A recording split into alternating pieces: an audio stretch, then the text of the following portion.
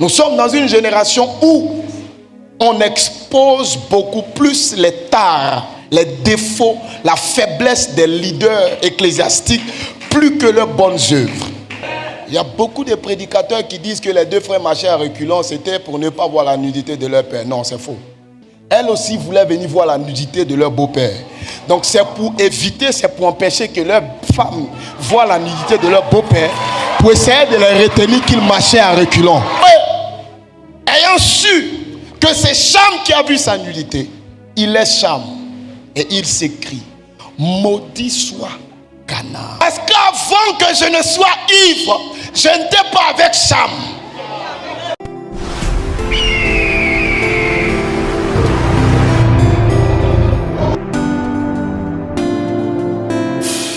Mais comprenez que en 2 Pierre chapitre 2, le verset 5, on dit Dieu n'a pas épargné le monde, mais il a épargné Noé, le 8e, ce prédicateur. Donc il était prédicateur.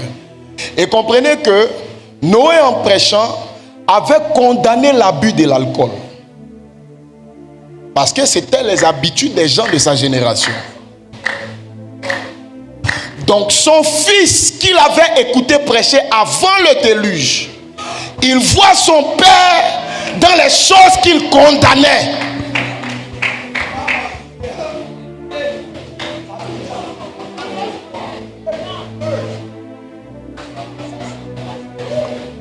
Ça l'a donc choqué, il ne comprenait pas. Il va donc dire à ses frères: je viens de voir quelque chose que je ne comprends pas. De quoi?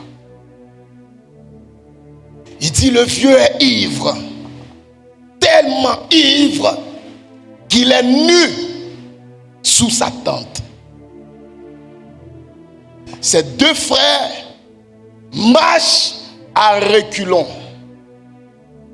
Dis-moi amen. Il y a beaucoup de prédicateurs qui disent que les deux frères marchaient à reculons, c'était pour ne pas voir la nudité de leur père. Non, c'est faux. Au temps de déluge, il n'y avait plus d'hommes sur la terre.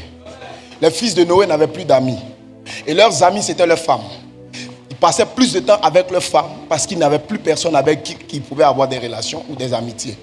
Donc quand Cham venait dire à ses frères que leur père est nu, ses frères étaient avec leurs femmes. Elles ont entendu. Elles aussi voulaient venir voir la nudité de leur beau-père. Donc c'est pour éviter, c'est pour empêcher que leurs femmes voient la nudité de leur beau-père, pour essayer de les retenir qu'ils marchaient à reculons.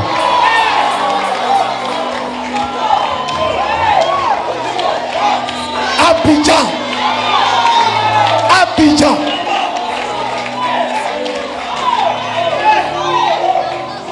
Parce qu'en réalité, ils ont pris le manteau à l'entrée de la tente de Noé. Donc, ils n'avaient pas de manteau quand ils venaient à reculons. C'était juste pour dire à leur femme: restez là-bas, restez là-bas, restez là-bas. Un fils, même quand il voit la nudité de son père, il ne doit jamais l'exposer, même devant sa femme.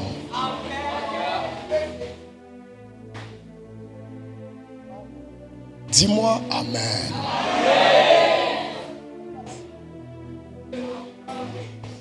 Même ta femme, la nudité de ton père doit être couverte. Ta femme ne doit même pas voir la nudité de ton père. Il y a des gens qui partagent tout avec leur femme. Il y a des choses qui sont trop sensibles, papa.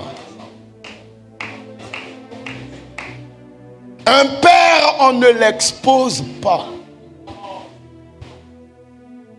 Maintenant, la question qu'il faut se poser, c'est pourquoi Noé se réveille de son vin. On lui dit et il maudit Canaan. Parce que quand le déluge est fini, on nous dit: voici les fils de Noé qui sortent de l'arche avec Noé. On cite le nom: Sem, Cham, Japheth. Et puis on dit: Canaan était aussi avec eux. Donc, celui qui a rédacté ce texte-là considère quelque part que Canaan faisait comme partie des fils de Noé. Pourquoi? Il voulait juste nous montrer la proximité qu'il y avait entre Noé et son petit-fils. Et après le déluge, chacun des fils de Noé restait avec sa femme. Et comme Canaan était encore jeune, qui n'avait pas sa femme, il restait avec son grand-père. Celui qui est parti dit à Cham ce qui arrive à son grand-père.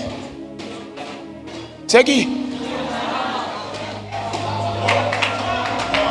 Parce que avant d'être ivre, Noé sait qu'il était avec quelqu'un. Il n'était pas avec Cham. Papa Uriel. Sinon, soyons logiques. Quand il se réveille de son vin, on lui dit que Canaan a vu ta nudité. Cham a vu ta nudité. Quand on te dit que c'est Cham qui a vu ta nudité, qui doit prendre la sentence? Hein? Non, disons-nous la vérité, qui doit prendre la sentence. On te dit que c'est Cham qui a vu ta nudité, qui doit être sanctionné. C'est Cham. Comment Noé, ayant su que c'est Cham qui a vu sa nudité, il laisse Cham et il s'écrie: maudit soit Canaan. Parce qu'avant que je ne sois ivre, je n'étais pas avec Cham.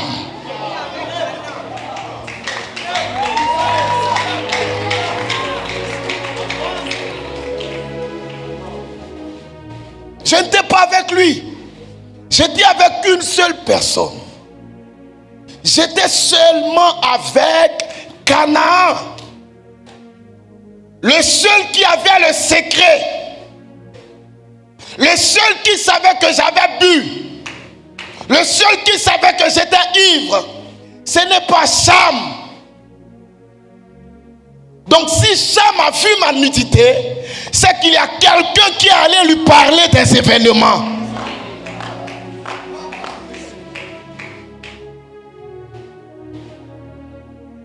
Il n'y a pas de fumée sans feu. Dis-moi amen. J'ai commencé mes interventions en parlant de la lumière des pères et je vais terminer en parlant des pères. Ma plus grande bénédiction de mes 10 dernières années de ministère, c'est d'être sous la couverture du prophète Joël Francis Tatou. Je ne le dis pas parce qu'il est là, mais dans mon cœur, je sais ce que je vis, d'être sous sa couverture. Dis-moi amen. Il y a des gens qui sont partout, qui ont des pères partout. Choisissez-vous un bon père, restez une bonne fois pour toutes auprès de lui. Et quand vous êtes auprès de lui, honorez-le. Ne l'exposez pas.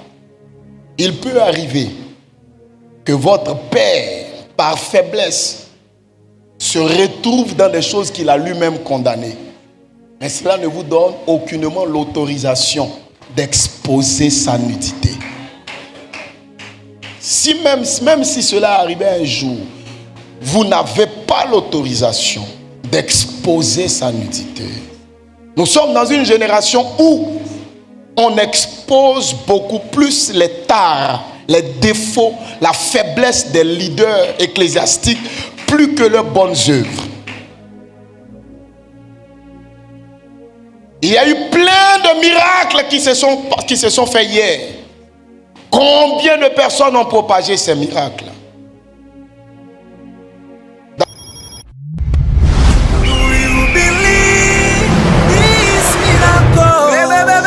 Supernatural dunamis power. Are you hearing me? Receive a miracle.